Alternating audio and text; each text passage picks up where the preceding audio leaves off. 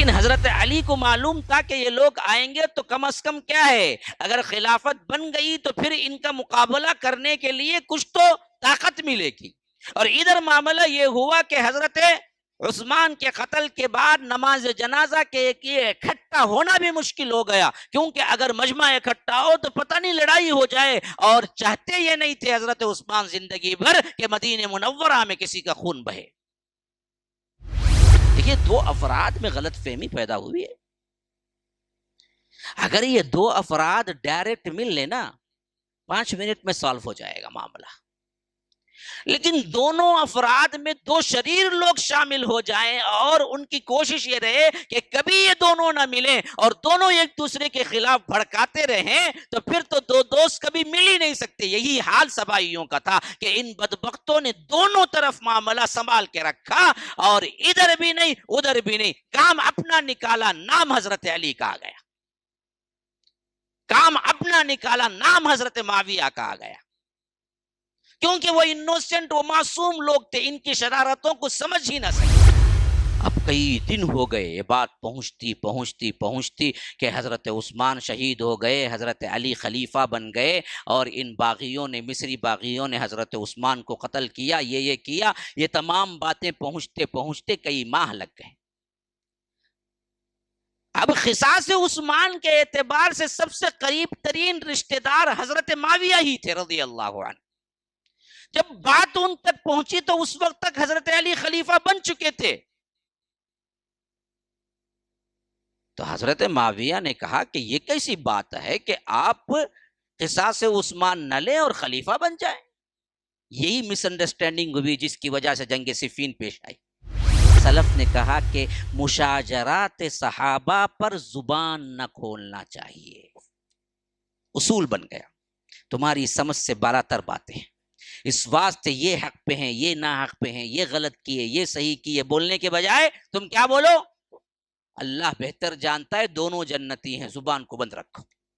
لیکن جنہوں نے بھی زبان کھولا، ان بدبختوں نے ناانصافی کی صحابہ کے ساتھ اور اپنے آپ کو جہنم کا مستحق بنایا، جیسے آج علی مرزا ہے، اسی طرح اس سے پہلے خلافت و ملوکیت لکھنے والے ہیں، اسی طرح بہت سے دوسرے خارجی ذہنیت کے لوگ ہیں۔ ان بدبختوں نے کیا کیا؟ اس پر زبان کھولا، حالانکہ اس کے بعد بڑے بڑے لوگ آئے، حضرت ابو حنیفہ آئے، حضرت امام مالک آئے، حضرت امام شافعی آئے، احمد ابن حنبل آئے، بخاری آئے، مسلم آئے، ترمذی آئے، امام ابن ماجہ آئے، امام طحاوی آئے، اور اسی طرح بڑے بڑے، کسی نے بھی اس پر کھل کے نہیں لکھا، کیونکہ سب کو معلوم تھا یہ مس انڈرسٹینڈنگ کی بات ہے، اگر ہم سمجھنا چاہیں گے تو اور زیادہ امت بگڑے گی۔ اس سے بہتر یہ ہے کہ ہم یہ معاملہ اللہ کے سپرد کر دیں، اللہ تبارک و تعالی جانتا ہے بہتر۔ پورا کچھ جاننے کے باوجود اللہ کو معلوم تھا جنگ صفین بھی ہوگی، جس میں حضرت معاویہ اور حضرت علی لڑیں گے اور 90,000 لوگ مسلمان قتل ہوں گے، جنگ جمل ہوگی جس میں حضرت عائشہ اور حضرت علی لڑیں گے، 10,000 لوگ قتل ہوں گے، لیکن پھر بھی اللہ نے کہہ دیا کہ یہ میرے رسول کے صحابہ ہیں،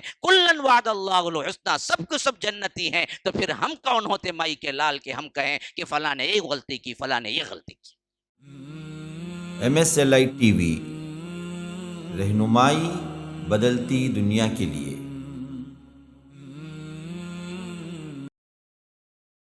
برادران اسلام، واجب الاحترام بزرگوں، دوستوں، عزیز ساتھیوں، لائق احترام ماؤں اور بہنوں، اللہ تبارک و تعالیٰ کے فضل و کرم سے جمعہ کی رات سے جو پروگرام اس عنوان کے تحت دو سسر دو داماد اللہ کے رسول صلی اللہ علیہ وسلم کے، یہ شروع ہوا، جس کا یہ آخری دن ہے، کیونکہ سیرتیں ہمارے لیے بہترین نصیحتیں ہیں، اور اس میں سب سے اہم ترین جو پیغام تھا میرا، وہ یہ دینا تھا کہ اصحاب رسول اللہ صلی اللہ علیہ وسلم کی عظمت و عزت و احترام کیا ہے، اور عقیدتاً ان کے بارے میں اگر کسی نے یہ خیال کیا کہ وہ خیانت کرنے والے یا دنیا دار یا کوئی بھی گستاخی کا لفظ یا کلمہ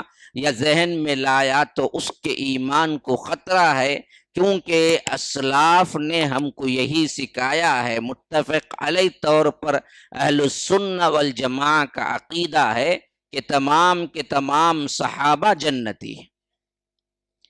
اب اس ضمن میں جو 2 دن آپ کے سامنے میں نے سیرتیں رکھی، یہ خلفائے راشدین میں سے یوں سمجھیے کہ میرے ٹاپک کا آدھا حصہ رسول اکرم صلی اللہ علیہ وسلم کے 2 سسر، اس پر میں نے گفتگو کر لی، کیونکہ صدیق اکبر رضی اللہ عنہ انہوں نے بھی اپنی بیٹی اما عائشہ کو زوجیت میں دیا، اور یہ سب سے پہلی اور آخری اللہ کے رسول صلی اللہ علیہ وسلم کی کنواری تھی جو لڑکیوں میں شادی ہوئی۔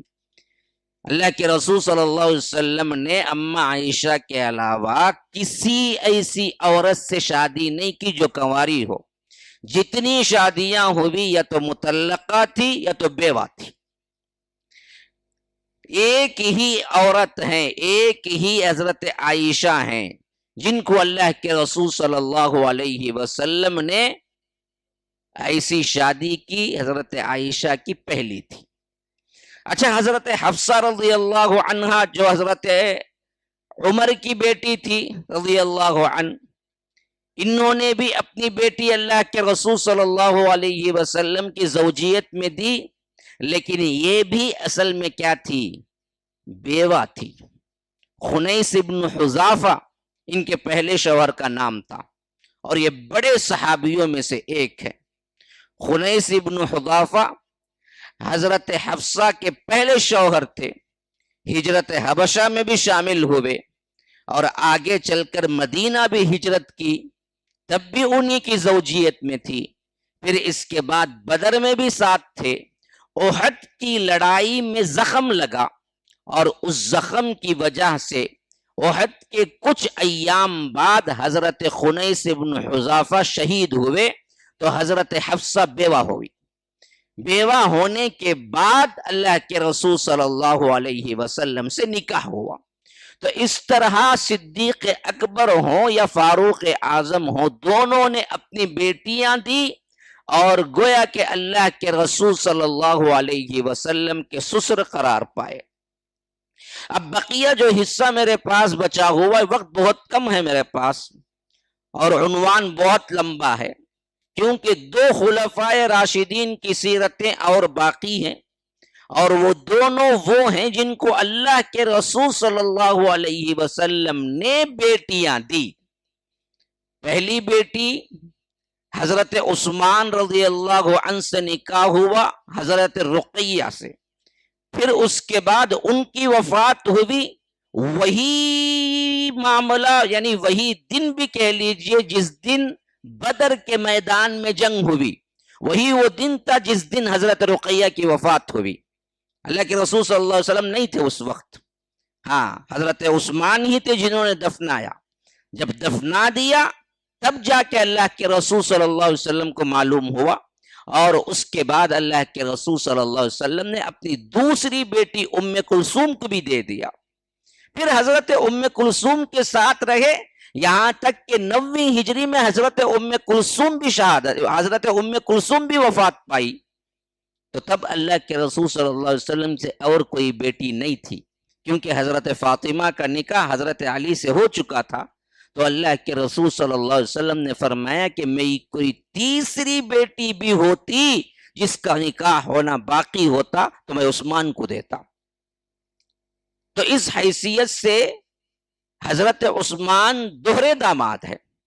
تو اب حضرت عثمان اور حضرت علی کی دونوں سیرتیں باقی ہیں رضی اللہ عنہما، اور میرے پاس یوں سمجھیے کہ 1 گھنٹہ بہت اگر کھینچتان کے جمع کر لیا جائے تو میرے پاس موجود ہے یہ 3 دن کے ورکشاپ میں۔ تو میں مناسب سمجھتا ہوں کہ انتہائی اہم ترین واقعات آپ کے سامنے رکھ دوں۔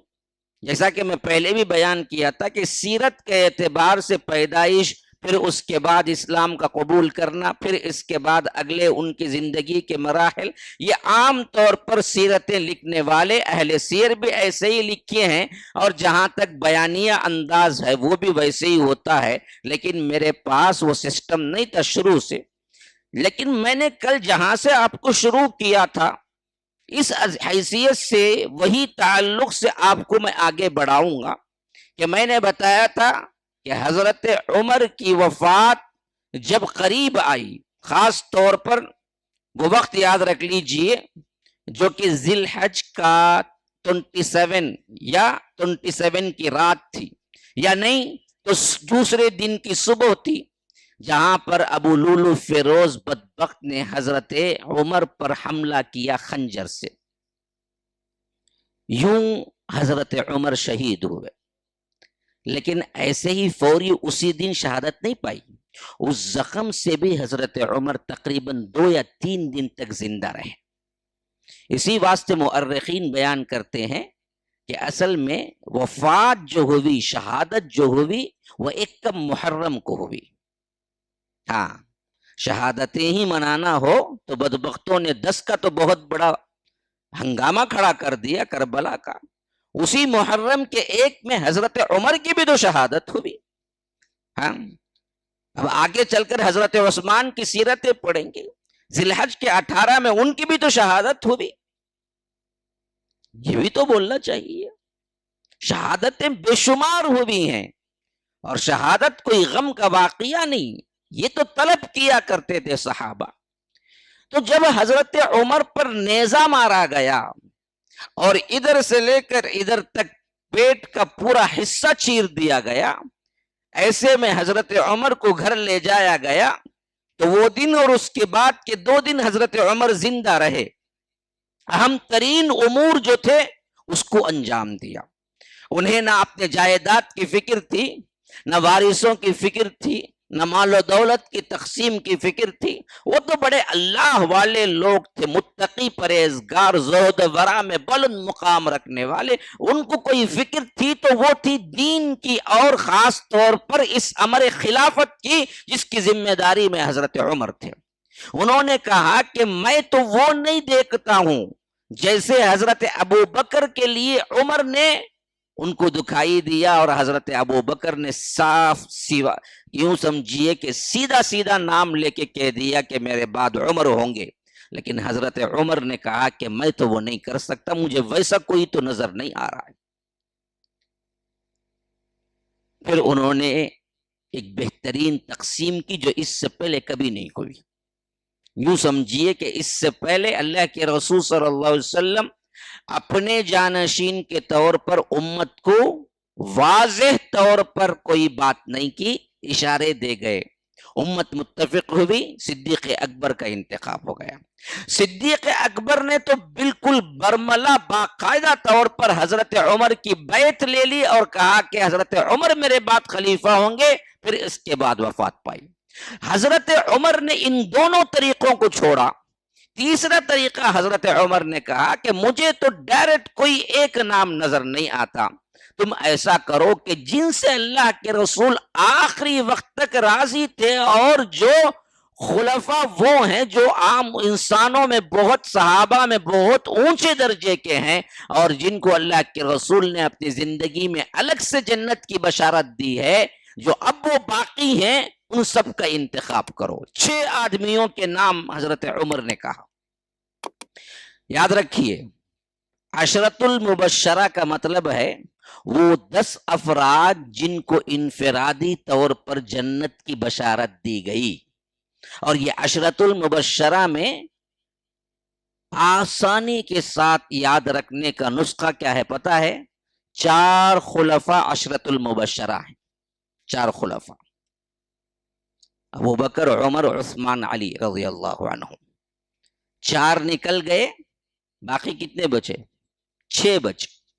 6 میں طلحہ، زبیر ایک ساتھ نام آ جاتا ہے، کیونکہ جب بھی پڑھیں گے طلحہ زبیر کا زیادہ کیا ہے، نام ایک ساتھ آئے گا. تو اس حیثیت سے یاد رکھ لینا، طلحہ اور زبیر یہ دونوں بھی عشرۃ المبشرہ میں سے ہیں. 4 خلفاء، طلحہ، زبیر، کتنے ہو گئے؟ 6 ہو گئے. ایک ہے سعد ابن ابی وقاص جو فاتح مصر ہیں، کتنے ہو گئے؟ 7 ہو گئے. اور اسی طرح ایک ہے عبد الرحمن بن عوف، جو کہ میں تو کہا کرتا ہوں کہ حضرت ابو بکر، عمر، عثمان، علی کے بعد 5واں اگر کسی کا نمبر تھا تو وہ عبد الرحمن بن عوف تھے. ہاں کتنے ہو گئے؟ 8 ہو گئے. ایک ہے امین هذه الامہ، ہمیشہ یاد رکھ لینا، اس امت کا امین قرار دیا اللہ کے رسول صلی اللہ علیہ وسلم نے، وہ ہے ابو عبیدہ بن جراح. یہ امین هذه الامہ ہے. کتنے ہو گئے؟ 9 ہو گئے. یہ خود حضرت عمر کے بہنوی ہیں، سعید ابن زید. یہ وہ ہیں جن کو اللہ کے رسول صلی اللہ علیہ وسلم نے الگ سے جنت کی بشارت دی. یہ حضرت عمر کے بہن کے شوہر ہیں، جو اسلام لانے کے واقعے میں ہمیشہ پڑھتے ہیں کہ انہی کے گھر میں تھے جب وہ حضرت عمر اسلام لائے. ان کا نام سعید ابن زید ہے. یہ 10 ہو گئے نا پورے عشرہ مبشرہ. 4 خلفاء، طلحہ، زبیر، سعد ابن ابی وقاص، عبد الرحمن بن عوف، سعید ابن زید، اور کون ہے؟ ابو عبیدہ. یاد ہم نا گانے بولو بل جلدی یاد ہو جاتا. ہاں چلتا بھی گنگناتا چڑھتا، انہیں نیچے آیا تو بھی گنگناتا چاہتا. لیکن دین کی باتیں ہمیں کیا ہے ذہن میں بیٹھتی ہی نہیں. ہاں ذرا اوپر کی نہیں، یوں سمجھو ذرا سا علمی بات ہو، کچھ بھی نہیں، پورا اوپر سے نکل جاتا. قصے کہانیاں بولو تو بہت اچھا سنتے، واہ واہ کیا بولے مولوی صاحب، کیا بولے مولوی صاحب. تو عجیب بات ہے. میں اسی واسطے اپنے بیان میں علم دینے کی کوشش کرتا ہوں تاکہ کچھ باتیں ذہن میں بیٹھ جائے. اب دیکھیے عشرہ مبشرہ میں نے کہا تھا کہ 4 خلفاء آتے ہیں. اب حضرت ابو بکر کی تو وفات ہو گئی، حضرت عمر خود انتخاب کر رہے ہیں، تو 2 خلفاء نکل گئے. 2 نکل گئے، باقی کون بچے ہیں؟ ہاں بھائی 10 صحابہ ہیں عشرہ مبشرہ، ان میں 4 خلفاء ہیں، ایک صدیق اکبر کی وفات ہو گئی، ایک حضرت عمر خود انتخاب کر رہے ہیں. تو اب 10 میں بچے کتنے؟ 8 ہو گئے. حضرت عمر کے زمانے خلافت میں ابو عبیدہ ابن الجراح کی وفات ہو گئی تھی پہلے ہی.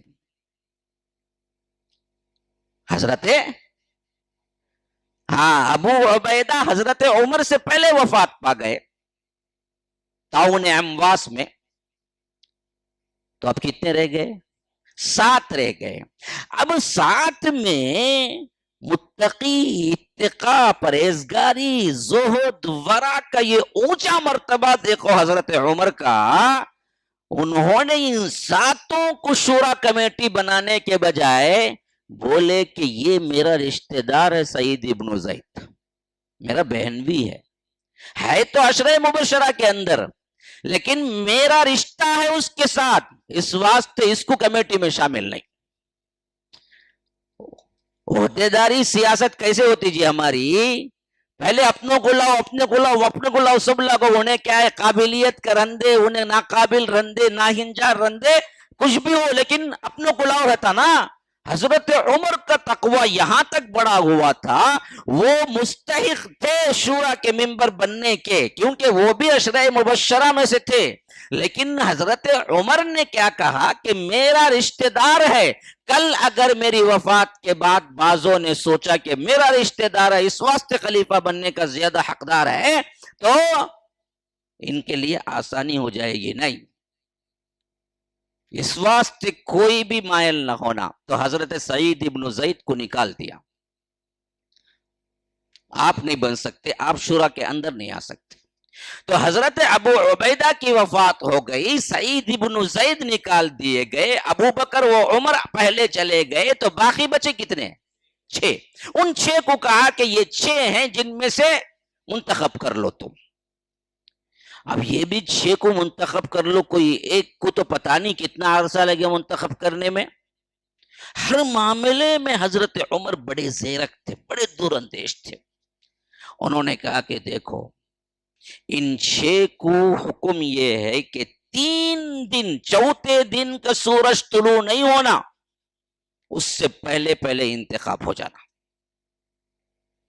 اگر دونوں سائڈ برابر برابر آئیں گے تو کہا کہ میرا بیٹا جس سائڈ ہوگا اسے ملا کے کیا کرنا، میجارٹی بنا لینا اور لے لینا کسی کو اندر۔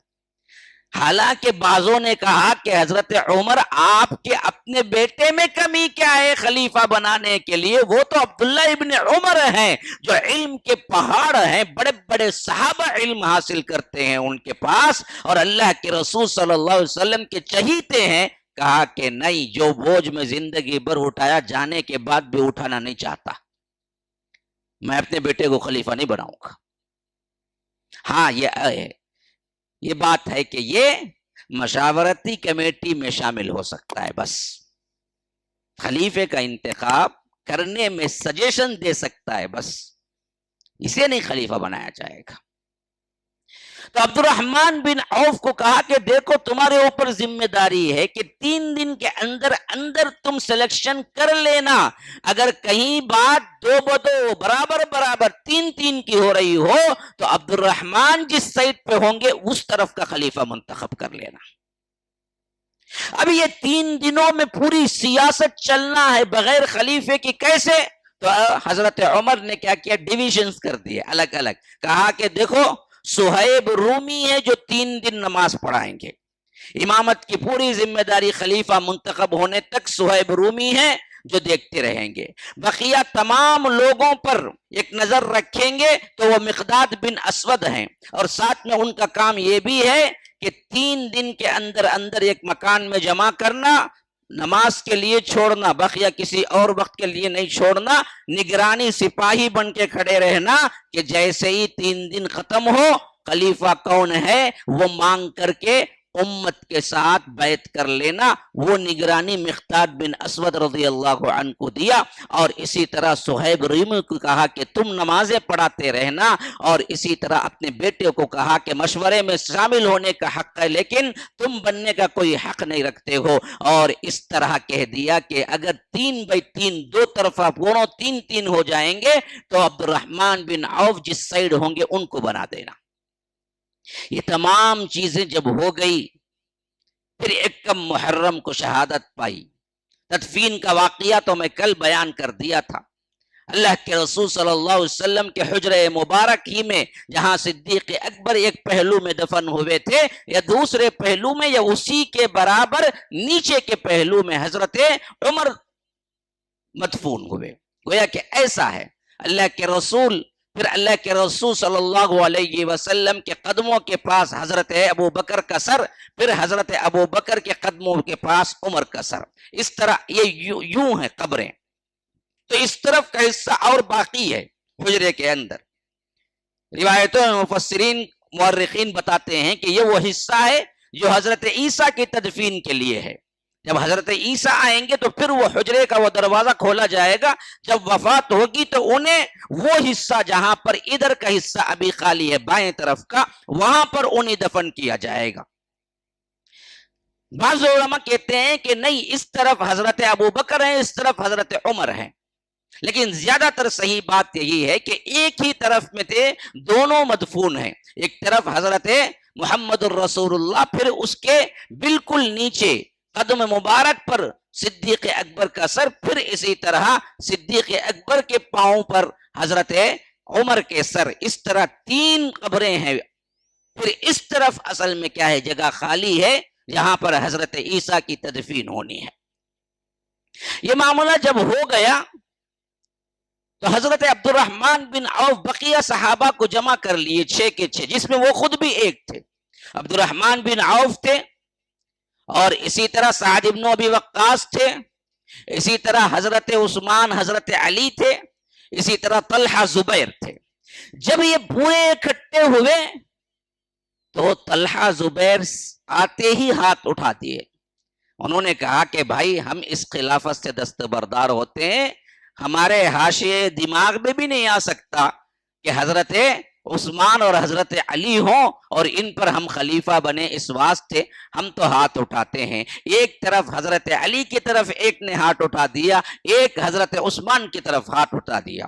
اب پھر بچ کے رہ گئے صرف اور صرف 4 سعد ابن ابی وقاص اور عبد الرحمن بن عوف میں بات ہوتی رہی یہاں تک کہ طول پکڑتا گیا. ایسا لگ رہا تھا کہ امیج کے اعتبار سے پورے عالم اسلام میں خاص طور پر مدینے میں حضرت عثمان اور حضرت علی کا درجہ بالکل برابر ہے. ادھر آدھے لوگ تھے, لوگوں سے پوچھا گیا, الگ الگ خبریں لی گئی, تو جتنے لوگ حضرت عثمان کا نام لیے اتنے ہی لوگ حضرت علی کا بھی لیے. تو اس حیثیت سے کچھ طویل زمانہ گزرا, لیکن 3 دن کی مدت آخری تھی. اس واسطے حضرت عبد الرحمن بن عوف نے تیسرے دن یہ فیصلہ کر لیا کہ حضرت عثمان ہی زیادہ تر عوام کا زیادہ اثر پرسنٹیج انہی کے نام پہ ہے جہاں تک تحقیق ہوئی. اس واسطے حضرت عثمان اور علی کو دونوں کو بلا کے نصیحتیں لے لی کہ دیکھو, اگر آپ کی زندگی میں عثمان سلیکٹ ہو گئے تو آپ کو کوئی شکایت تو نہیں؟ حضرت علی نے کہا کہ بالکل شکایت نہیں جی. اسی طرح حضرت عثمان کو بلایا اور پوچھا کہ دیکھو, آپ کی زندگی میں حضرت علی کو خلیفہ چن لیا جائے تو آپ کو کوئی شکایت نہیں؟ کہا کہ نہیں جی, مجھے کیا شکایت ہوگی, ہم تو امارت چاہنے والے لوگ ہی. یہ تھا اخلاص, اور ان کا دلی طور پر کوئی بھی بندہ یہ نہیں کہہ سکتا کہ کوئی ظلم ہوا ہے. دونوں راضی تھے کہ جس کو بھی آپ بنائیں, کیونکہ بنانے کی ذمہ داری عبد الرحمن بن عوف کے پاس تھی, تو ان کے پاس دونوں نے اس بات کی اگریمنٹ کی کہ اگر آپ ان کو بنائیں تو ہمیں ذرا برابر بھی رنجش نہیں ہے, اور آپ حضرت عثمان کو بنائیں تو علی کو کوئی رنجش نہیں ہے, علی کو بنائیں تو عثمان کو کوئی رنجش نہیں ہے رضی اللہ عنہ. یہ تھا صحابہ کا اخلاص. کبھی ان کے اندر لڑائیاں اس معاملے میں ہوئی ہی نہیں. بدبختوں نے کیا کیا, اس کو بالکل ہی الگ طریقے سے پیش کیا کہ یہ ہمیشہ خلافت چاہتے تھے. پرکا کی بھی حیثیت نہیں تھی دنیا کی. حالات ایسے ہوئے, وہ حالات کیا ہوئے, اگر موقع ہوتا تو میں بہت خوبصورت طریقے سے 3 گھنٹے چاہیے اگر سمجھانا ہے تو میں سمجھاتا حضرت علی کی خلافت کیسے آئی بعد میں. میرے کیف اب وہ موضوع نہیں ہے, میرے پاس وقت بہت کم ہے, غور سے سنیے. آخر کار جب انہوں نے دیکھا عبد الرحمن بن عوف نے کہ جب دونوں کے معاملے میں دل کھلے ہوئے ہیں تو زیادہ تر رجحان کس کا ہے, اس حیثیت سے منبر پر کھڑایا اور اعلان کیا کہ حضرت عثمان خلیفہ ہوں گے. جیسے ہی عثمان کی خلافت کا اعلان ہوا, مسجد نبوی میں مجلس سجائی گئی. عام ووٹنگ کا سلسلہ نہیں ہے, نہ جمہوریت کا سلسلہ ہے اسلام میں.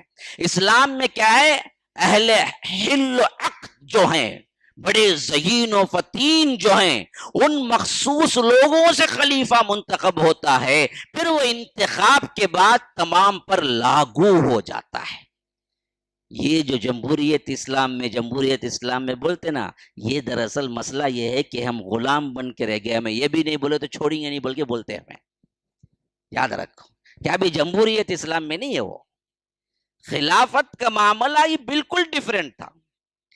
چند مخصوص لوگوں میں خلیفہ بنتا تھا جو پورے معاشرے کا مغز ہوتے تھے, ارباب حل و عقد, جو ذہین و فتین ہوتے, ان کو پتا ہوتا کہ کون سا منتخب ہوگا تو صحیح کام کرے گا.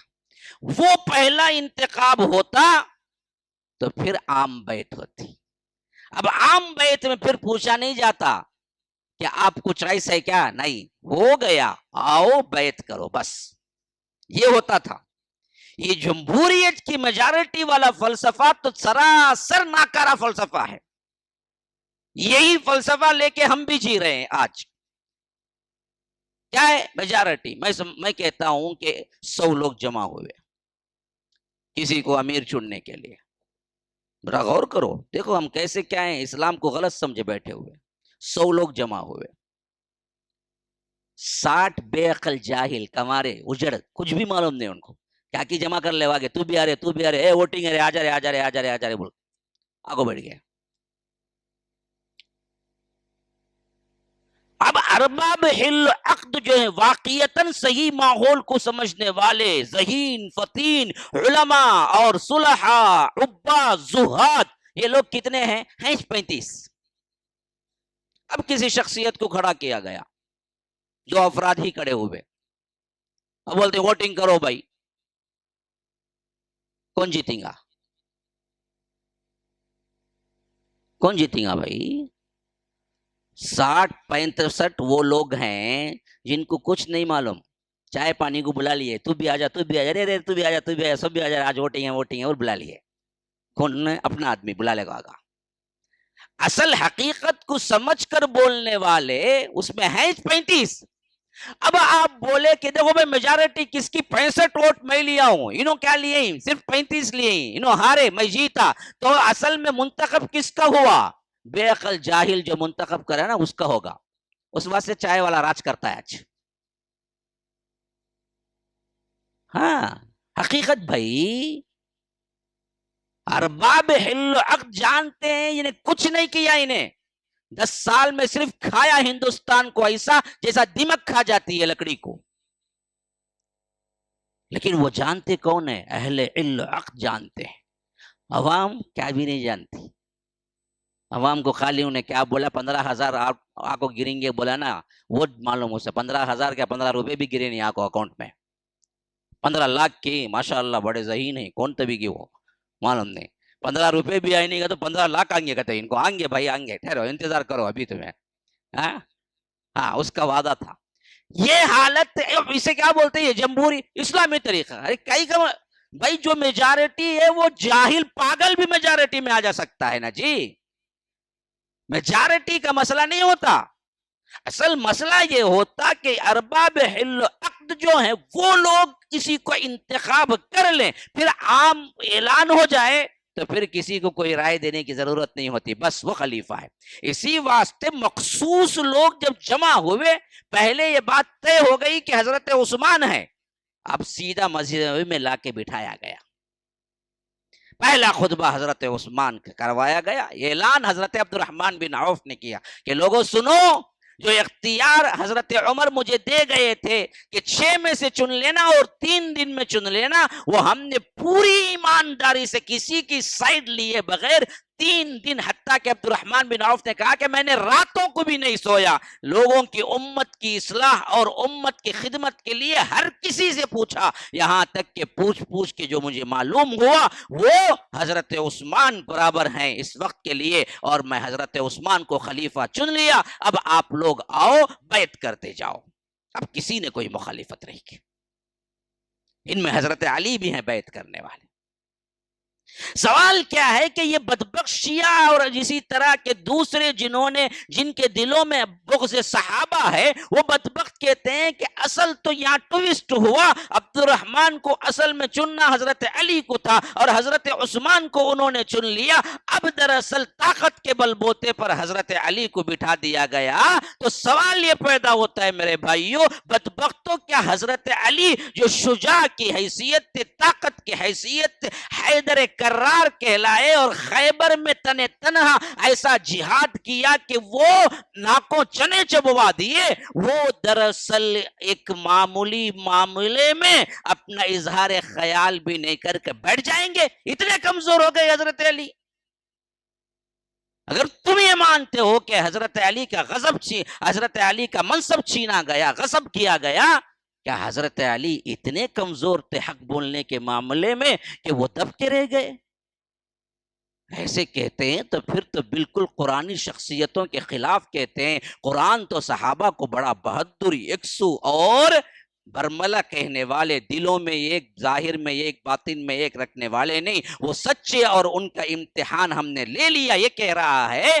پھر تو ہم کو ماننا پڑے گا کہ حضرت علی واقعتاً دل سے قبول کیے ہوئے تھے کہ حضرت عثمان خلیفہ ہے، ورنہ ڈغلی پالیسی تو کبھی سوچ بھی نہیں سکتے ہم صحابہ کے سلسلے۔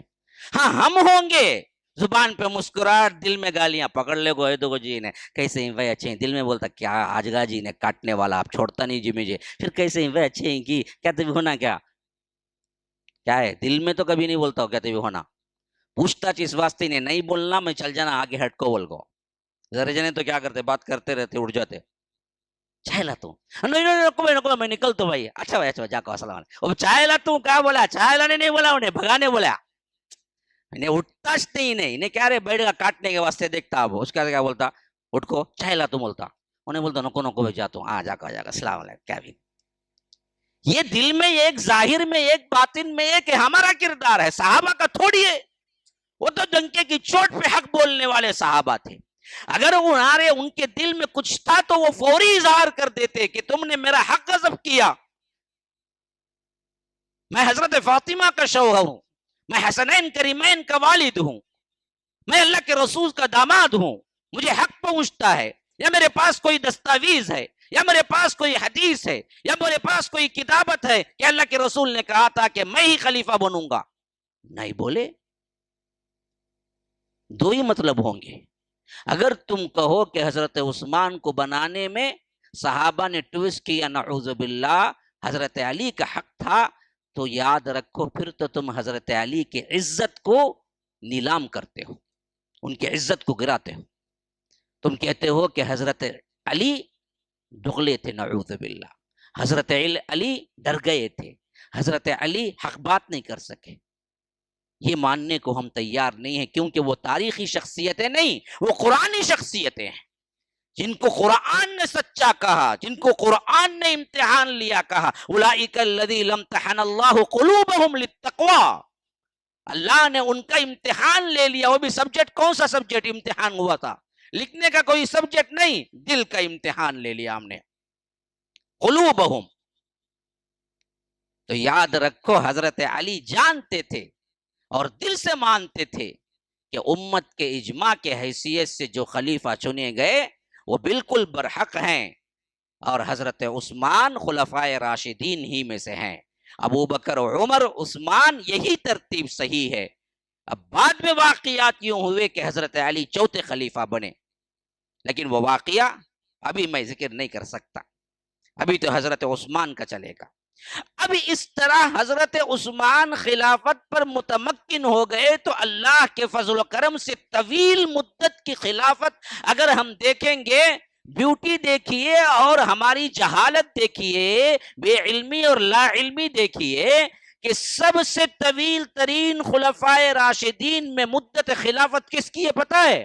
حضرت عثمان کی. 12 سال کچھ ماہ. لیکن بدبختوں نے ان کی خلافت کو اس طرح فتنوں کے ساتھ، اس طرح عجیب و غریب واقعات کے ساتھ ان پر الزامات لگا کے تاریخ میں جوڑا کہ لوگ حضرت عثمان کی خلافت جب بھی ذکر کرتے ہیں سوائے فتنوں کے کچھ نہیں ذکر کرتے. حالانکہ دیکھا جائے تو حضرت ابو بکر صدیق رضی اللہ عنہ کی خلافت 2 سال 3 مہینے، حضرت عمر رضی اللہ عنہ کی خلافت 10 سال 7 مہینے، حضرت عثمان رضی اللہ عنہ کی خلافت 12 سال کچھ مہینے زائد، حضرت علی رضی اللہ عنہ کی خلافت 4 سال 6 مہینے کچھ زائد.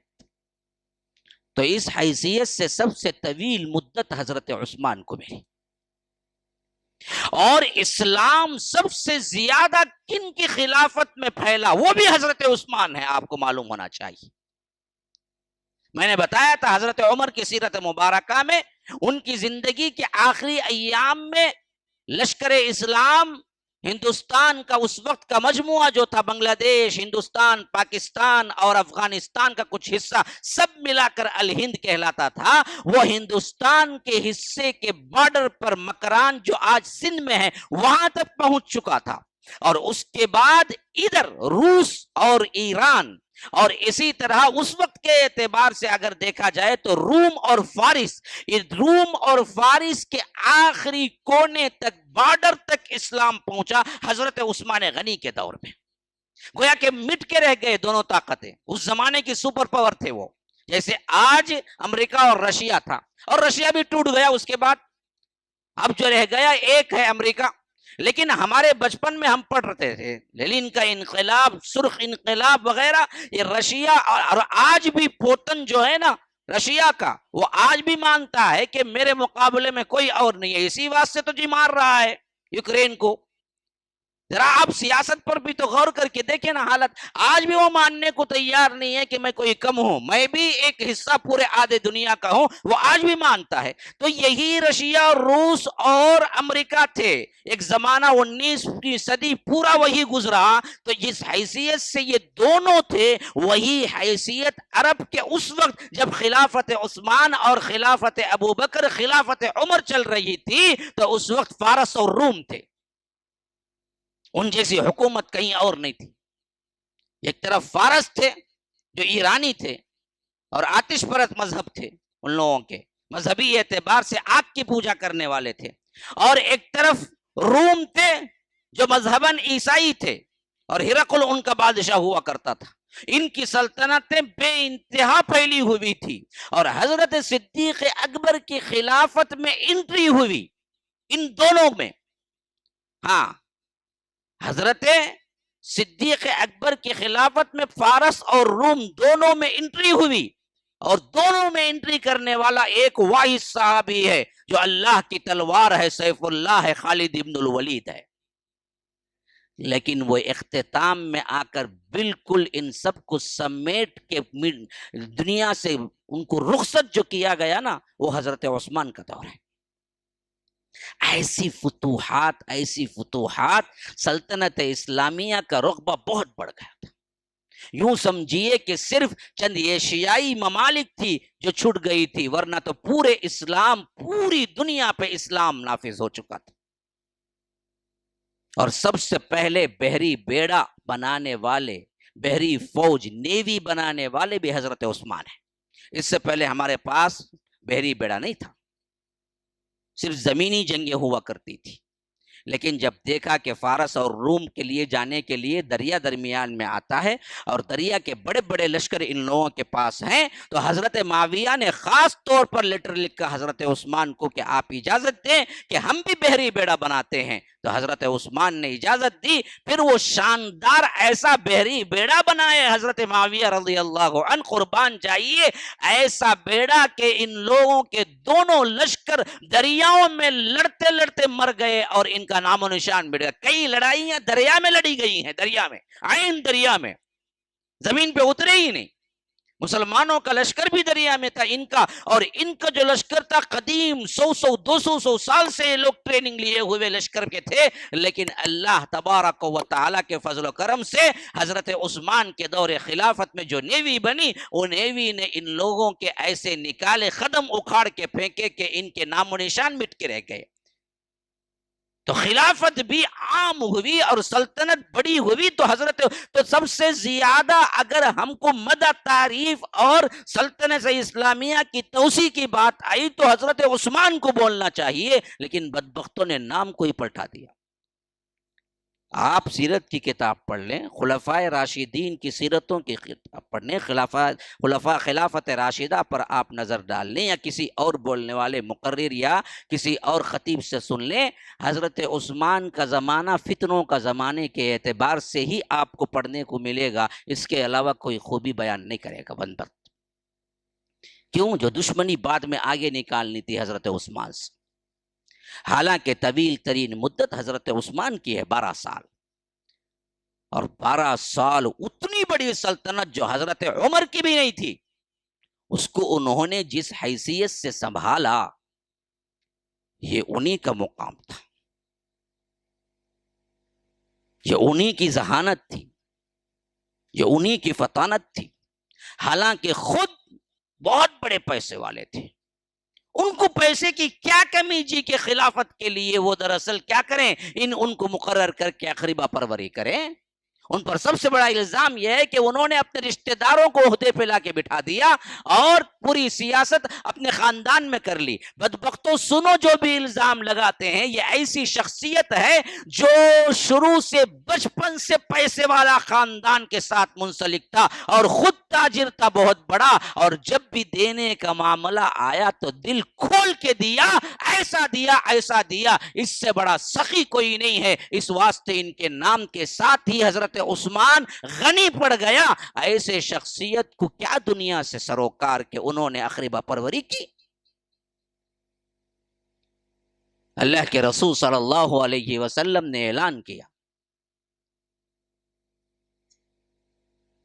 تبوک کا سفر 9 ہجری کا زمانہ، معلوم ہوا روم کا بادشاہ قریب آیا ہوا ہے اور اس کی تیاریاں چل رہی ہیں، اور اس کے خیالات کچھ اس طرح ہیں کہ مدینے پہ حملہ کرے۔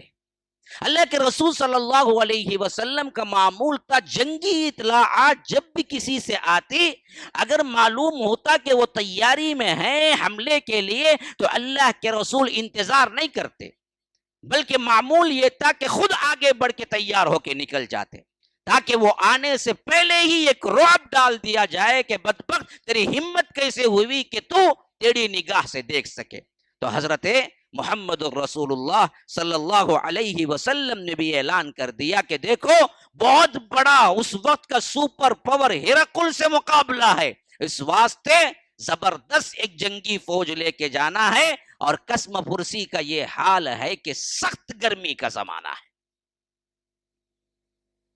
اور آپ کو معلوم ہے عرب ایک تو گرمی میں مشہور ہے، تو دوسرا گرمی میں ہی ان کے لیے نعمت ہے، وہ کیا ہے؟ کھجور ہے۔ کھجور پک کے جب گرتا ہے تو وہ گرمی کا زمانہ ہوتا ہے، اور فصل تیار کھڑی ہوئی تھی، اس وقت اگر نہ اتاریں تو کھجور کی پوری فصل برباد ہو جائے گی، اور فصل برباد ہونے کا مطلب یہ ہوگا کہ پھر ایک سال کے لیے فقر و فاقہ ہوگا۔ اب ادھر اللہ کے رسول صلی اللہ علیہ وسلم کہہ رہے ہیں کہ صحابہ سے کہ مسلمانوں آؤ، جو کچھ ہو سکتا ہے اللہ کی راہ میں دو، اور تیاری بہت جلدی کرو تاکہ ہمیں نکلنا ہے تبوک کی طرف، بہت لمبا سفر ہے، اس واسطے نکلو۔ منافقین میں کھلبلی مچ گئی، انہوں نے تو کہا کہ پاگل ہو گئے ہو کیا، اس زمانے میں نکلو گے، کھجوروں کو اتارے گا کون؟ اگر کھجوروں کو ایسے وقت میں ہم اتاریں گے نہیں تو کیا ہے، درخت پہ سڑ کر کے وہیں پر کیا ہے بخارا برباد ہو جائیں گے، پھر ہوگا کیا؟ پھر ایک سال تک فقر و فاقہ میں رہیں گے، اور یہ دھوپ جو ایسی دھوپ ہے اس پہ کون نکلے گا؟ اور تمہیں پتا ہے تمہیں مقابلہ کس سے؟ مقابلہ ہرقل سے، معمولی بات نہیں ہے، لڑنا ہے یا خودکشی کرنا ہے۔ لیکن صحابہ ان سب معاملات سے مبرہ تھے، ان کو ایک ہی بات معلوم تھی کہ رسول کا فرمان ہے کہ نکلو تو نکلنا ہے۔ ادھر آیت اتری، ان بدبختوں نے کہا کہ بہت گرمی ہے کیسے نکلیں گے؟ اللہ نے کہا کہ اللہ کے رسول ان بدبختوں سے کہیے، منافقین سے، قل نار جہنم اشد حرا، جہنم کی آگ اس سے زیادہ گرم والی ہے۔ تم کیا سمجھتے ہو رسول کی مخالفت پہ چھوٹ جاؤ گے؟ یہاں تو چھوٹ جاؤ کہ کل جہنم میں جاؤ گے تو وہ آگ جو ہے نا اس دھوپ سے زیادہ بہت گرم ہے۔ تم بہر کیف اصحاب رسول اللہ جو ہو سکتا ہے وہ جوڑنے لگے، لیکن سب کچھ جوڑ جاڑ کے بھی وہ کچھ نہیں مل سکا جو اتنے بڑے لشکر کے لیے ضروری تھا۔ یہاں تک کہ اللہ کے رسول صلی اللہ علیہ وسلم مجلس بیٹھی ہوئی تھی، فرمایا کہ کون ہے اس کے لیے ڈونیٹ کرے سواریاں، خاص طور پر کیونکہ صحابہ آ گئے تھے، اپنی جان لے کر آ گئے تھے۔ اللہ کے رسول ہم تو حاضر ہیں لیکن ہمارے پاس سواری نہیں، ہماری جان ہمارے ہاتھ میں ہے، ہم لے کے آ گئے، لیکن غربت اتنی ہے اللہ کے رسول کہ ہمارے پاس سواری نہیں ہے، ہم اتنا لمبا سفر کیسے طے کریں؟ آپ سواری ارینج کر دیجئے، ہم نکلنے کو تیار ہیں۔ اللہ تعالیٰ اس کا جو عقل کھینچتا ہے، آنکھوں میں آنسو آ جائے۔ تولوا اعینہم تفیض من الدم، جب اللہ کے رسول ان سے کہتے کہ بھائی میرے پاس بھی سواری ارینج کرنے کے لیے پیسہ نہیں، میں کیا کر سکتا ہوں؟ تمہاری تو دلی خواہش ہے کہ رب کے راہ میں قتل ہو جاؤ، شہید ہو جاؤ، اور تم میرے پاس سواریاں مانگتے ہو آ کے، لیکن میں کہاں سے سواری دوں سب کو؟ میرے پاس کہاں ہے سواریاں؟ میرے پاس سواری نہیں ہے، جاؤ گھر لوٹ جاؤ۔ تو اللہ تعالیٰ کہتا ہے تولوا واعینہم تفیض من الدم، وہ روتے ہوئے پلٹتے کہ اللہ کے رسول دل میں تو جہاد کا جذبہ ہے لیکن جانے کو سواری نہیں ہے، آپ بھی ارینج نہیں کر رہے ہیں، ہم کہاں جائیں؟ روتے ہوئے پلٹتے ہو۔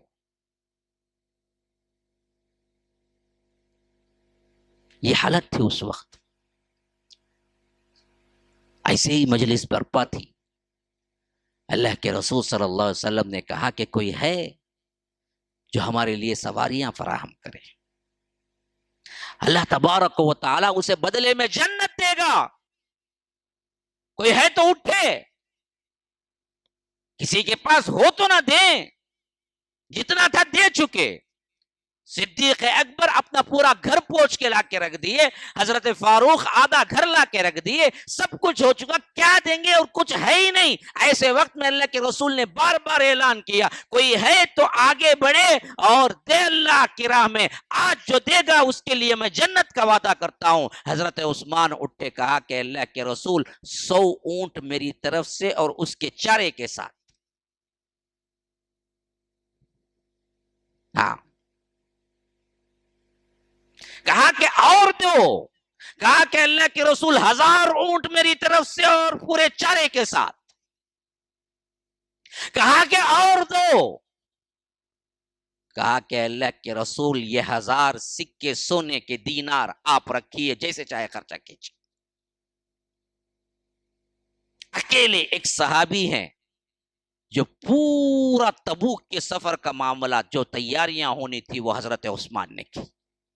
ترمذی کی روایت کے اندر اللہ کے رسول صلی اللہ علیہ وسلم کے یہ الفاظ ہیں حضرت عثمان کی فضیلت میں، جب انہوں نے، اللہ کے رسول نے جب مانگا بڑھاتے چلے گئے، 100 اونٹ کا، پھر 1000 اونٹ کا، پھر کہا کہ خالی اونٹ نہیں، جانے تک کا، آنے تک کا کتنا خرچہ ہوگا، کھانے کا، وہ اونٹ کی گھاس کا، سب میرے ذمے ہے۔ پھر پوچھا تو کہا کہ نہیں، اتنا نہیں، بلکہ ایک سونے کے سکے 1000 دینار بھی میری طرف سے۔ تو اللہ کے رسول نے کہا کہ ما ضر عثمان ما عمل بعد اليوم، پھر اس کے بعد عثمان کچھ بھی کر لے کوئی نقصان نہیں ہوگا، وہ جنتی ہے۔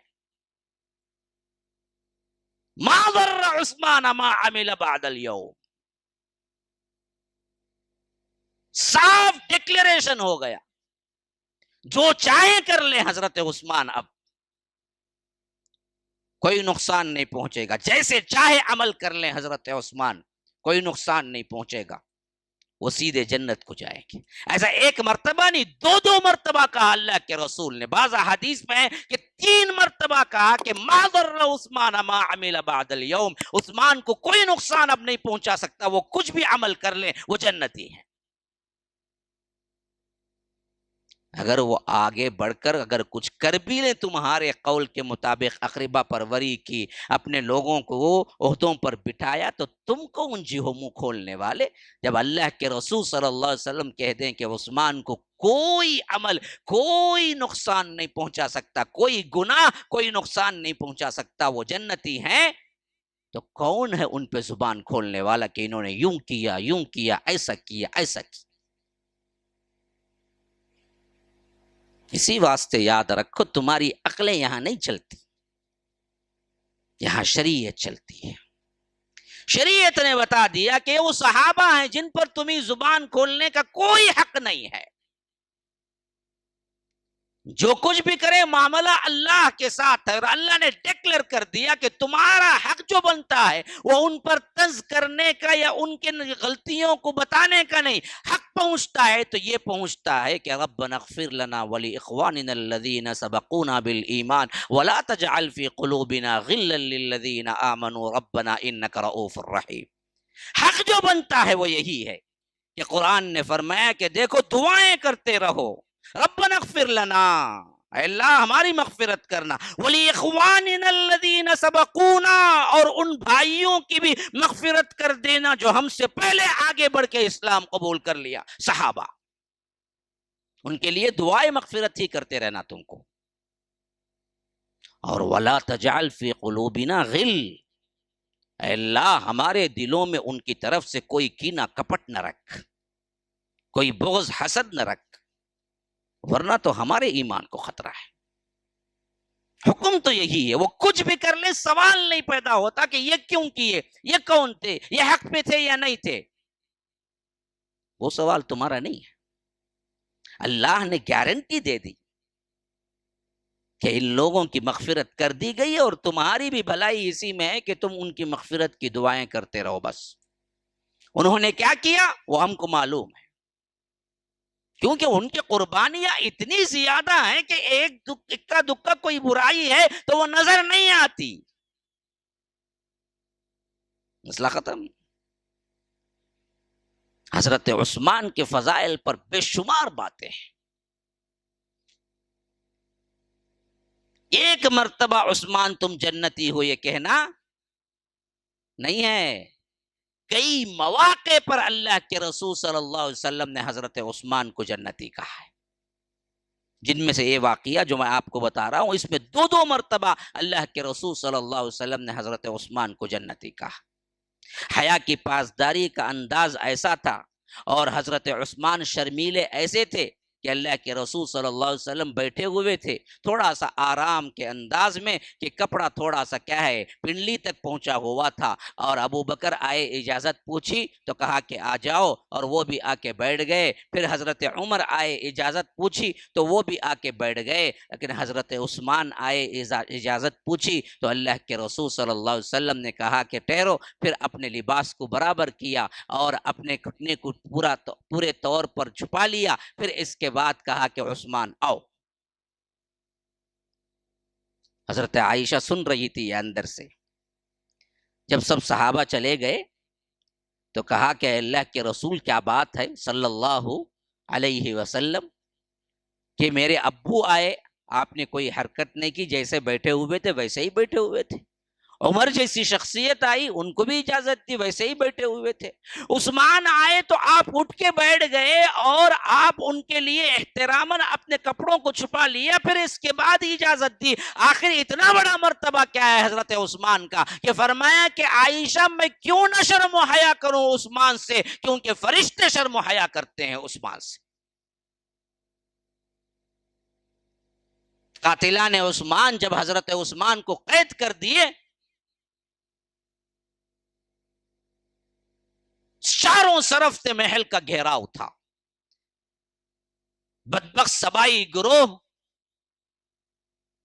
یہ بلوائی جتنے بھی تھے، حضرت عثمان سے مطالبہ کر رہے تھے یا تو خلافت چھوڑ دو یا تو ہم قتل کر دیں گے. ایسے وقت میں وہ بالا خانے پہ تشریف لائے اور جو سراؤنڈنگ میں کھڑے ہوئے بدبخت لوگ تھے، مصر سے آئے ہوئے تھے، زیادہ تر اس میں سے مسلمان ہی تھے. ان کا کنڈیشن یہی تھا کہ آپ نے حد سے زیادہ ناانصافی کی ہے، اغریبہ پروری کی ہے، اپنے ہی لوگوں کو عہدے دیے ہیں. اب ہم آپ کو کہتے ہیں کہ آپ خلافت چھوڑ دو یا نہیں تو ہم قتل کر دیں گے. حضرت عثمان آئے، وہ مجمع نیچے کھڑا ہوا تھا، پورے بلوائی، پورے فتنے باز سبائی فرقے کے لوگ. انہوں نے کہا کہ لوگوں دیکھو سنو، جہاں تک اسلام کا مطالبہ ہے اس حیثیت سے دیکھا جائے تو اس کو قتل کرنا ہے جو مرتد ہو جاتا ہے،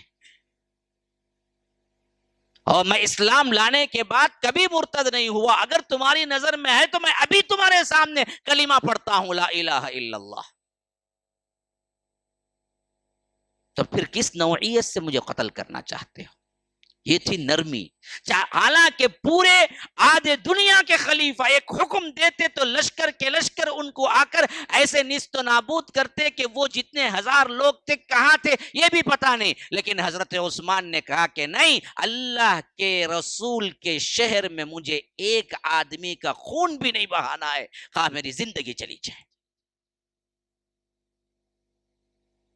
وہ سمجھانا شروع کیے، کیوں مجھے قتل کرنے پہ تلے ہوئے، کیوں کرتے ہو؟ پھر کہا کہ دیکھو، اگر کسی کو قتل کرنا جائز ہے اسلام میں تو وہ ہے جو شادی شدہ ہو کر زنا کرے. اور میرا حال یہ ہے کہ اللہ کی قسم اسلام لانے کے بعد میں نے بائیں دائیں ہاتھ سے اپنی شرمگاہ کو بھی نہیں چھوا. یا رب، یا رب، پاکیزگی کا کیوں نہ فرشتے حیا کریں ایسی شخصیت سے جو کہہ رہی ہو کہ اسلام لانے کے بعد 25 30 35 سال کا عرصہ گزر چکا ہے، کہہ رہے ہیں کہ اسلام لانے کے بعد زنا تو بہت دور کی بات ہے، میرا اپنا حال یہ ہے کہ اسلام لانے کے بعد میں نے کبھی سیدھے ہاتھ سے اپنی شرمگاہ کو نہیں چھوا. خواہ وہ نہانے کی کنڈیشن کا ہو، خواہ وہ کمرے کے اندر کی کنڈیشن کا ہو، نہ باہر کی، میں نے کبھی سیدھے ہاتھ سے اپنی شرمگاہ کو نہیں چھوا. مجھے قتل کرنا چاہتے ہو؟ یا نہیں تو تیسرا یہ ہے کہ کسی انسان کسی کو قتل کرے تو اس کے بدلے میں قتل کرنا جائز ہے. میں نے آج تک کسی کے لیے ہاتھ نہیں اٹھایا، حتیٰ کہ آج پوری خلافت میرے ہاتھ میں رہنے کے باوجود بھی تمہارے خلاف کارروائی نہیں کی، تو کیوں مجھے قتل کرنا چاہتے ہو؟ اتنی اثر انگیز تقریر سننے کے باوجود بھی یہ مصری باغی سبائی گروہ دل کا سخت ہو چکا تھا. ان بدبختوں نے آخرکار جب ایک مرتبہ قرآن پڑھ رہے تھے تو وہ لوگ اندر پھلانگ کے اندر داخل ہوئے اور حضرت عثمان کو شہید کر دیا. اس وقت وہ قرآن پڑھ رہے تھے اور قرآن کی اس آیت پر پہنچے سورہ بقرہ میں کہ فَسَيَكْفِيكَهُمُ اللَّهُ وَهُوَ السَّمِيعُ الْعَلِيمُ. فَسَيَكْفِيكَهُمُ اللَّهُ مطلب ہوتا ہے تیرے لیے اللہ ہی کافی ہے ان سب لوگوں کی طرف سے، تیرے دشمنوں کی طرف سے تجھے اللہ کافی ہے. جب اس آیت پہ پہنچے کہ فَسَيَكْفِيكَهُمُ اللَّهُ تو تلوار مارا اس بدبخت نے،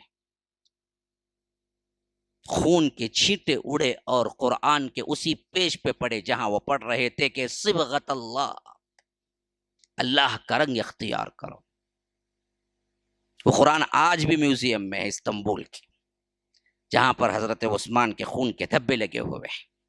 ان کی بیوی نائلہ تھی، وہ آئی اور حضرت عثمان کے قاتلوں کو روکنے کے لیے تو انہوں نے ان پہ بھی تلوار چلائی تو پوری انگلیاں کٹ کے گر گئی. پھر افراتفری میں ایسے ہی اسی انداز میں چھوڑا اور وہاں سے نکل کے بھاگ گئے. سخت عجیب و غریب حالت تھی مدینے کی اس وقت. سبائی کا یہ گروہ، بلوائیوں کا یہ قتل عام سب کو گھروں کے اندر بٹھا دیا تھا. حضرت علی جانتے تھے یہ بدبخت کچھ نہ کچھ کریں گے، اسی واسطے اپنے دونوں بیٹے حسنین کریمین کو کھڑا کیا کہ کہا کہ دیکھو کسی بھی طرح یہ لوگ اندر نہ جانے پائیں، تم عثمان کے گھر کے دروازے پر پہرا دو. جو بدبخت حضرت عثمان اور حضرت علی کی الگ الگ نفرتیں بیان کر کے توڑتے ہیں، ان کے لیے سب سے بڑی نشانی یہ ہے کہ جب حضرت عثمان کا قتل ہوا اس وقت پہرا دینے والی شخصیتیں حضرت حسنین کریمین ہیں دونوں بھی.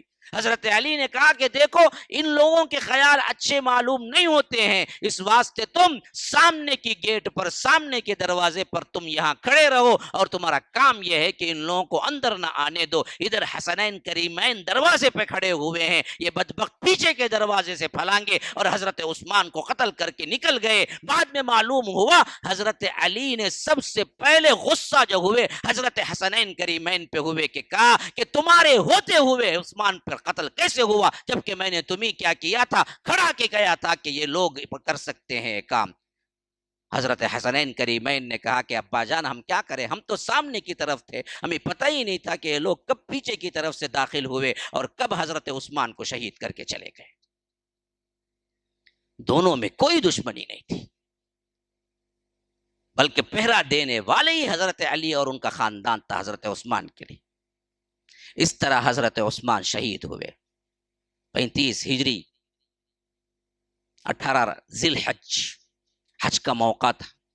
زیادہ تر لوگ حج کو گئے ہوئے تھے، مدینہ خالی تھا، چند ہی لوگ تھے. اسی واسطے بلوائیوں نے وہ وقت چنا برابر. اب اس کے بعد چند صحابہ کو احساس ہو گیا یہ لوگ ضرور بھی ضرور حضرت علی کو خلافت کے لیے لا کھڑا کریں گے. اسی واسطے بعض صحابہ جن کو بڑا زیرک فہیم اور اندازہ تھا، انہوں نے حضرت علی سے مشورہ کیا کہ آپ کہیں نہ کہیں چھپ جائیں، یہ بدبخت آپ ہی کے پاس آئیں گے. لیکن حضرت علی کو معلوم تھا کہ یہ لوگ آئیں گے تو کم از کم کیا ہے، اگر خلافت بن گئی تو پھر ان کا مقابلہ کرنے کے لیے کچھ تو طاقت ملے گی. اور ادھر معاملہ یہ ہوا کہ حضرت عثمان کے قتل کے بعد نماز جنازہ کے اکٹھا ہونا بھی مشکل ہو گیا، کیونکہ اگر مجمع اکٹھا ہو تو پتہ نہیں لڑائی ہو جائے، اور چاہتے یہ نہیں تھے حضرت عثمان زندگی بھر کہ مدینہ منورہ میں کسی کا خون بہے. اس واسطے آپ کو معلوم ہے 10-15 افراد ہیں جو حضرت عثمان کے جنازے میں شریک ہوئے، چھپے چھپے راتوں رات جنت البقیع میں لے جا کے نماز جنازہ پڑھا کر دفن کر دیا. صرف چند افراد، کسی کو معلوم نہیں ہوا. اب یہی بلوائی جن بدبختوں نے حضرت عثمان کو قتل کیا تھا اب حضرت علی کو ڈھونڈنے لگے، کیونکہ ان کو معلوم تھا ہم اگر اعلان کریں گے، ہم اگر کہیں گے کہ ہم خلیفہ ہیں یا ہمارے میں سے کوئی ہے تو کوئی نہیں مانے گا. اگر ہماری باتوں کو منوانے کے لیے کسی شخصیت کو سامنے لانا ہے تو وہ حضرت علی ہے. اچھی طرح بات کو سمجھے. اسی واسطے وہ آگے چل کر جنگ جب میں صفین آئی تھی.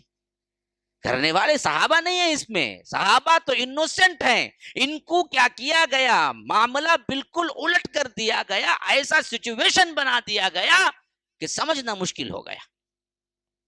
ورنہ وہ جو آپس میں رحیم، اللہ تعالیٰ کہتا ہے شداء علی الکفار رحماء بینہم، وہ ایک دوسرے کے خلاف تلوار اٹھاتے. اس میں اصل یہ خارجی، یہ باغی گروہ، یہ سبائی گروہ کا فساد تھا جنہوں نے حالات کو ٹویسٹ کر دیا. دیکھیے 2 افراد میں غلط فہمی پیدا ہوئی ہے. اگر یہ 2 افراد ڈائریکٹ مل لینا 5 منٹ میں سالو ہو جائے گا معاملہ. لیکن دونوں افراد میں 2 شریر لوگ شامل ہو جائیں اور ان کی کوشش یہ رہے کہ کبھی یہ دونوں نہ ملیں اور دونوں ایک دوسرے کے خلاف بھڑکاتے رہیں تو پھر تو 2 دوست کبھی مل ہی نہیں سکتے. یہی حال سبائیوں کا تھا کہ ان بدبختوں نے دونوں طرف معاملہ سنبھال کے رکھا اور ادھر بھی نہیں ادھر بھی نہیں، کام اپنا نکالا، نام حضرت علی کا آ گیا.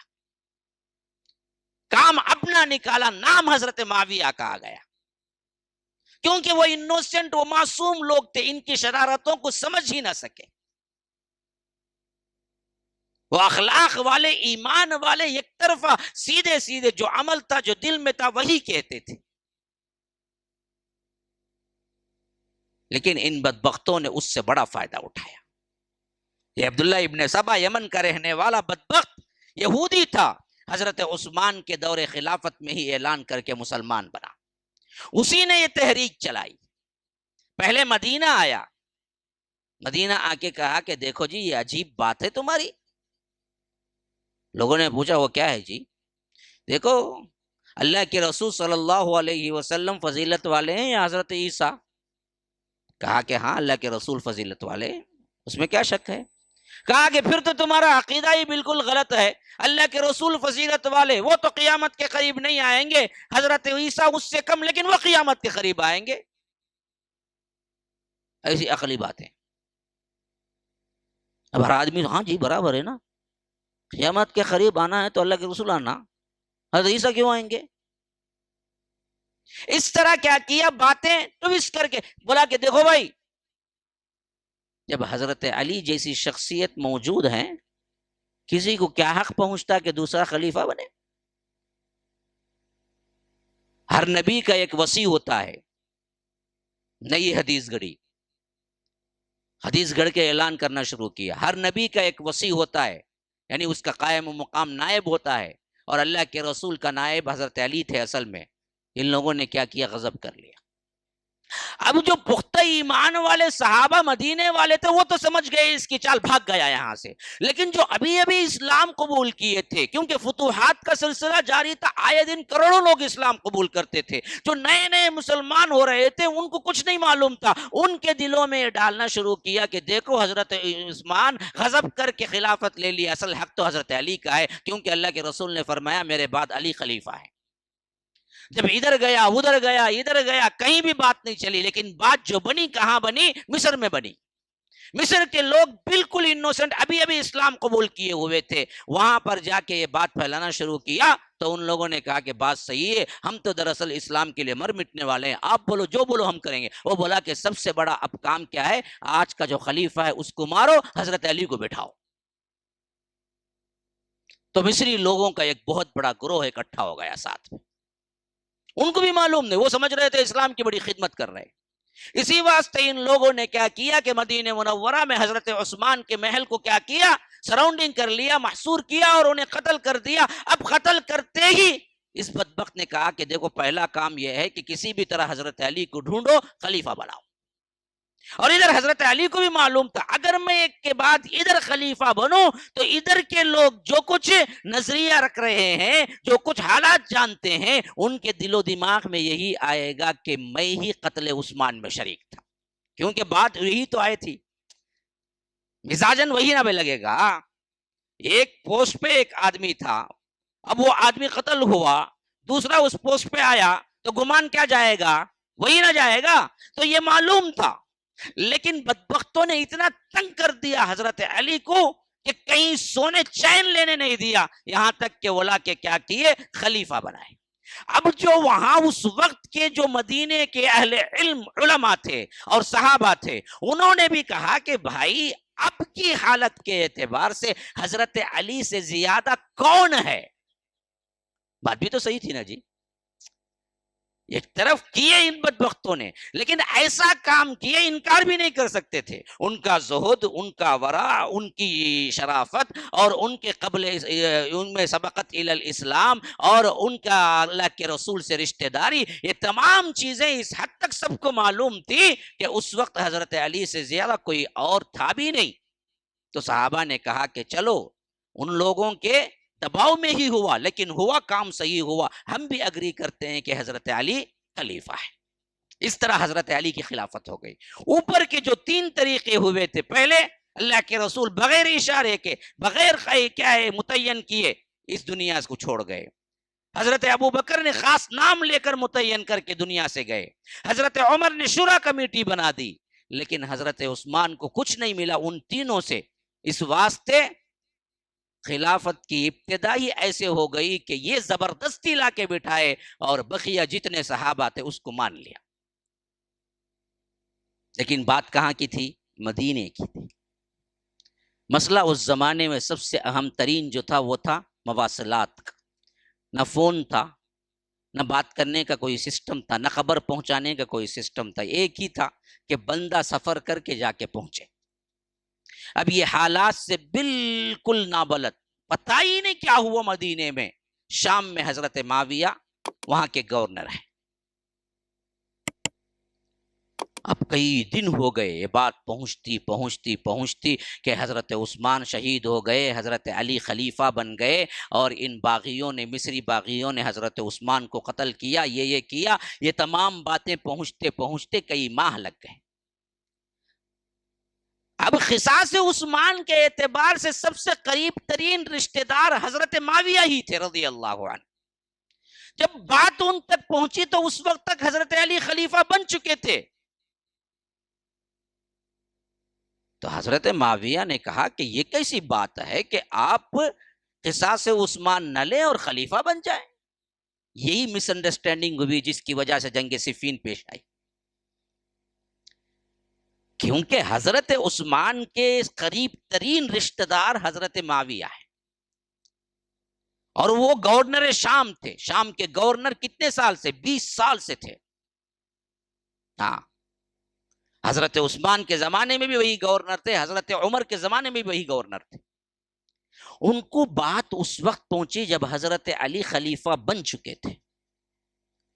جب یہ بات ان تک پہنچی تو حضرت معاویہ رضی اللہ عنہ نے کہا کہ دیکھو، قاتلان عثمان آپ کے ساتھ ہیں اور آپ ہمیں پیغام بھیجتے ہیں کہ ہم آپ کو خلیفہ مان لیں۔ جنہوں نے قتل کیا انہوں نے ہی آپ کو بنایا، پہلے ان کا قصاص لو پھر میں مانتا ہوں خلیفہ۔ اب یہ کون سمجھائے کہ حالات ایسے ہیں مدینے کے کہ آپ نہیں سمجھ سکتے، جو ہوا وہ صحیح ہوا، پہلے آپ حضرت علی کو مان لے پھر بعد میں بات چلے گی۔ نہیں ہوا یہ کام۔ اب دونوں میں کیا ہو گیا؟ مس انڈرسٹینڈنگ بڑھتی چلی گئی۔ یہ ہے احوال اصل میں، جو شیعوں نے کیا کیا کہ پورا ادھر سے گڑمٹ کر دیا۔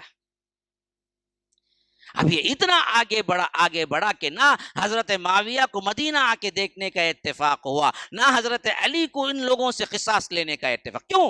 حضرت علی مانتے تھے کہ یہ لوگ قاتل ہیں جو میرے ساتھ ہیں، لیکن ان لوگوں کی قوت اتنی زیادہ تھی کہ حضرت علی خلا قصاص نہیں لے سکتے تھے. کس کس کو ماریں گے؟ جتنے لوگ سراؤنڈنگ میں حضرت علی کے ساتھ تھے سب قاتلان عثمان میں سے ہو گئے. کسے ماریں گے پھر؟ تو اس کے لیے حضرت علی کو کچھ مدت چاہیے تھی.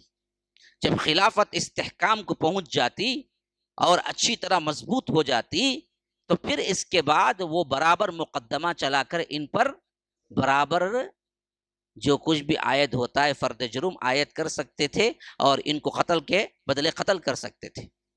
لیکن حالات اتنے بگڑے اور حالات اتنے تیزی سے بدلتے گئے کہ اس معاملے میں صحابہ کے اندر غلط فہمیاں پیدا ہوتی چلی گئی کہ ہاں حضرت علی کیوں نہیں لیتے ہیں قصاص عثمان.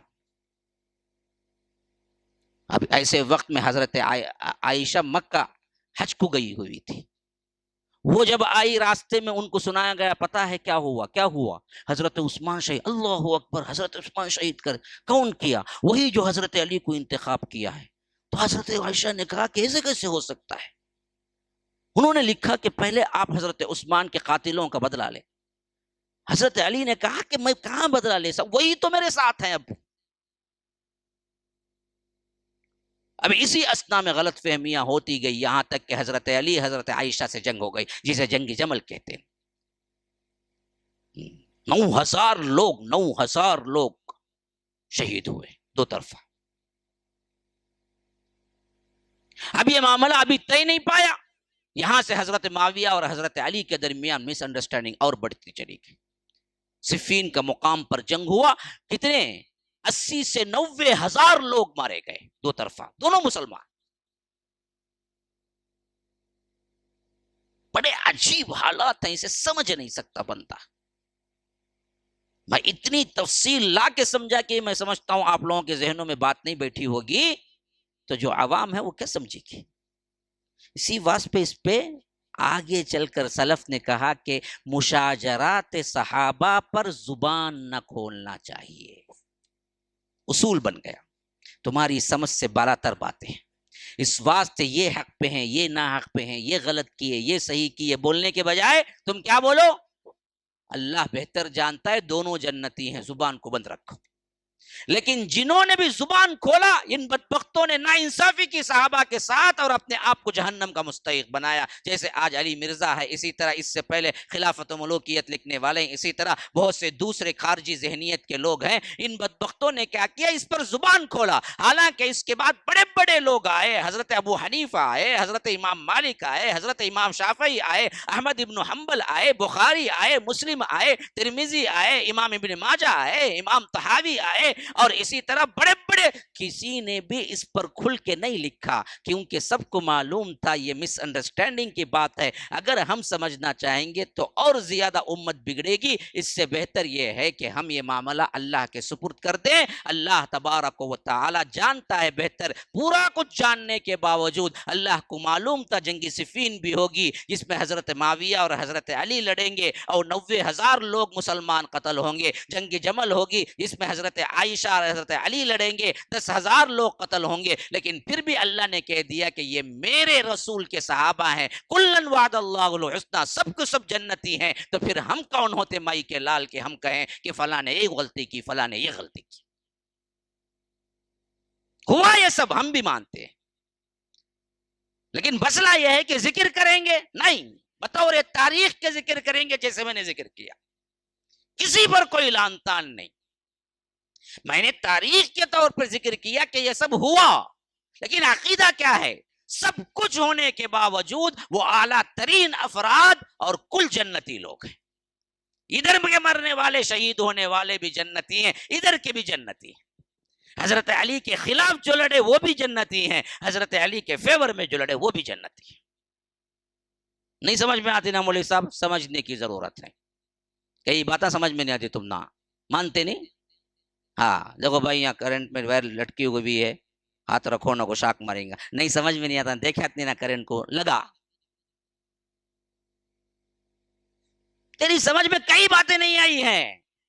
مانتا نہیں مانتا، لیکن مانتا. ہاں تو پیدا ہوا، ماں باپ بڑے ہونے کے بعد بولے میں تیرا ابا بھائی نو اما نہیں نا بھائی دیکھا نہیں نا، دیکھو بتا کہاں سے بتاؤں گا؟ تو دیکھا کیا؟ نہیں مانا، نہیں مانا تو کئی باتیں تمہاری سمجھ کی نہیں ہے، لیکن عقیدہ یہی ہے کہ دونوں جنتی ہیں، بس مسئلہ ختم۔ یہ بات اسی وقت واضح کرتی ہے حضرت علی نے، جب جنگ جمل پیش آئی ختم ہوئی تو ایک طرح حضرت علی ہی پاور پہ تھے، تو ان کے ساتھ رہنے والوں نے کہا کہ جو بھی ہیں ہم قیدی بنا لیں۔ حضرت علی غصے سے چہرہ سرخ ہو گیا، کہا کہ کیا بات کرتے ہو، کون بدبخت ہے جو اماں عائشہ کو لوڈی بنائے گا؟ پھر اس کے بعد اعلان کیا کتنے زخمی ہیں سب کو اٹھاؤ، جیسے ہمارے زخمی ہیں ویسے ان کے زخمی، سب کی تیمارداری کرو، اور جتنے بھی مقتول ہوئے شہید ہوئے، خواہ وہ میرا ہو خواہ وہ حضرت عائشہ کی طرف کا ہو، سب کو دفناؤ، سب کی عزت کے احترام کے ساتھ دفناؤ۔ تو لوگوں نے پوچھا کیا وہ بھی جنتی؟ کہا کہ پھر نہیں تو کیا، اس میں کیا شک ہے، اس میں کیا شک ہے؟ ہمارے ہی بارے میں تو اللہ نے کہا کہ ھذان خصمان اختصموا فی ربہم ونزعنا ما فی صدورہم من غل اخوانا علی سرر متقابلین۔ حضرت علی نے کہا کہ یہ تو ہمارے ہی بارے میں ہے کہ ان کے دلوں کے اندر کا جو معاملہ ہوگا، جو کچھ غلط فہمیاں ہوں گی، اللہ کل جنت میں داخل کرنے سے پہلے نکال دے گا، اور یہ دونوں آئیں گے آمنے سامنے بیٹھ کے بات کریں گے جنت میں، تو یہ ہمارے ہی بارے میں تو اترا ہے، کام تو ہوا۔ لیکن اس معاملے میں ہم کچھ زبان نہیں کھول سکتے کہ یہ صحیح ہے غلط۔ اب آخری بات کہہ کے بات کو ختم کرتا ہوں۔ جب یہ صفین کے بعد معاملہ تھوڑا ٹھنڈا ہوا، دو جنگیں بڑی بڑی ہو چکی تھی صحابہ کے درمیان، ایک جنگ صفین، جنگ جمل۔ اب دراصل یوں سمجھیے کہ دو طرفہ بھی ایک حیثیت سے بات سوچنے سمجھنے کے طور پر ہوئی کہ بھائی یہ اصل فسادی کون ہے جو ہم دونوں کو لڑا رہا ہے۔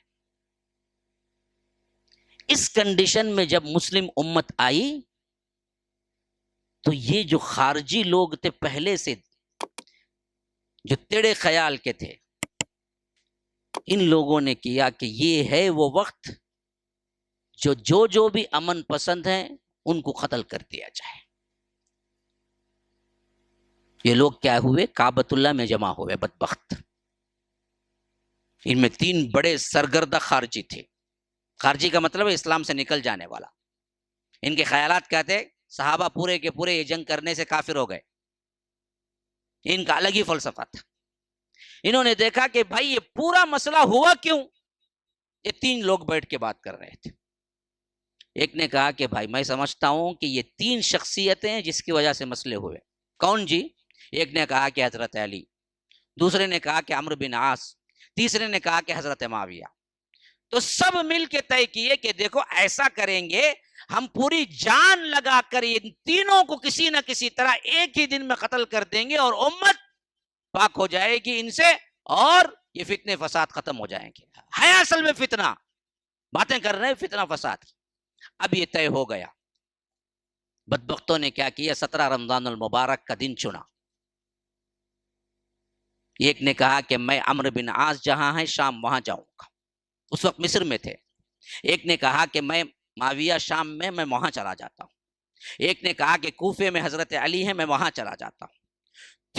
تینوں کے مقام پہ پہنچ گئے، اور سب نے تہیہ کر لیا کہ خفیہ طور پر جیسے ہی ہمارا ایجنڈا ہے کہ اس حیثیت سے ہم اس دن سب کے لیے تیار رکھیں گے۔ ہر ایک نے اپنی تلوار کو زہر میں اچھی طرح بجھا کے پلا کے زہر رکھا کہ ایسی وار کریں گے بچ نہ سکیں گے، اور ایک ہی وقت میں امت کو چھٹکارا دیں گے۔ اور ادھر عمرو بن عاص کے لیے بھی فجر کی نماز میں محراب کے بالکل پردے میں کھڑا ہو گیا کہ جیسے ہی آئیں گے قتل کر دیں گے۔ معاویہ رضی اللہ عنہ کے لیے بھی ایک آدمی کھڑا ہو گیا، حضرت علی کے لیے بھی ایک آدمی کھڑا ہو گیا. عمومی طور پر حضرت علی جب نکلتے تو سونے والوں کو پکارتے جاتے کہ بھائی نماز نماز نماز نماز, اور ایسے ہی مسجد میں اندر داخل ہوتے. بالکل اندھیرا ہوتا, یعنی کہ خلیفہ خود سب سے پہلا مصلی ہوتا مسجد کا. پھر اس کے بعد لوگ آنا شروع ہوتے. تو حضرت علی اندر پہنچے اور ابھی اندھیرا تھا اور اس کو موقع ملا. یہ پہلے سے وہاں پر بیٹھا ہوا تھا, عبداللہ ابن ملجم, نام دیکھو, عبداللہ ابن ملجم, مسلمان.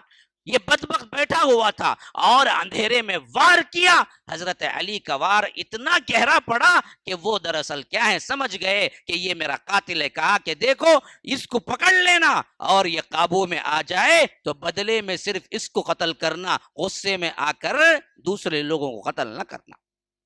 اللہ کی مشیت دیکھو, حضرت علی کا جو شخص آیا تھا خارجی بن کے, وہ حضرت علی کو برابر نشانہ بنایا, بدبخت. لیکن بقیہ دو کا جو الگ الگ معاملہ ہوا, اتفاق یہ ہوا کہ اس دن کی فجر کو حضرت عمرو بن عاص آ ہی نہیں سکے, پیٹ میں درد تھا. تو انہوں نے اپنے نائب کو کہا کہ آپ نماز پڑھا دیں. اب وہ سمجھا کہ حضرت عمرو بن عاص پڑھا رہے ہیں, نائب کو قتل کر دیا. تو حضرت عمرو بن عاص کا قتل نہیں ہوا. حضرت معاویہ کو احساس ہو گیا کہ کوئی کھڑا ہوا ہے, تو انہوں نے فوری طور پر اس کے بچاؤ کے لیے اپنا ڈھال لیا اور لوگ بھی سامنے آ گئے. اس واسطے ایک بہت کاری زخم لگا لیکن موت واقع نہیں ہوئی. تو حضرت معاویہ بھی بچ گئے, حضرت عمرو بن عاص بھی. لیکن حضرت علی ایسا گہرا وار لگا کہ لاتے لاتے خون کا پورا پورا خون نکل چکا تھا. تبھی بھی سب سے پہلے وصیت کے لیے اپنے بیٹوں کو بلایا اور کہا کہ سب سے بڑا میرا سرمایہ لا الہ الا اللہ ہے, بیٹو اس توحید کے لیے مر مٹنا. چند وصیتیں تھی کیا. پھر اس کے بعد حضرت علی شہادت پائی. هذا وبالله التوفيق وصلى الله وسلم على نبينا محمد. أسأل الله لي ولكم ولسائر المسلمين من كل ذنب فاستغفروه إنه هو الغفور الرحيم. والسلام عليكم ورحمة الله وبركاته. سبحانك اللهم وبحمدك أشهد أن لا إله إلا أنت أستغفرك وأتوب إليك. MSLI TV رہنمائی بدلتی دنیا کے لیے.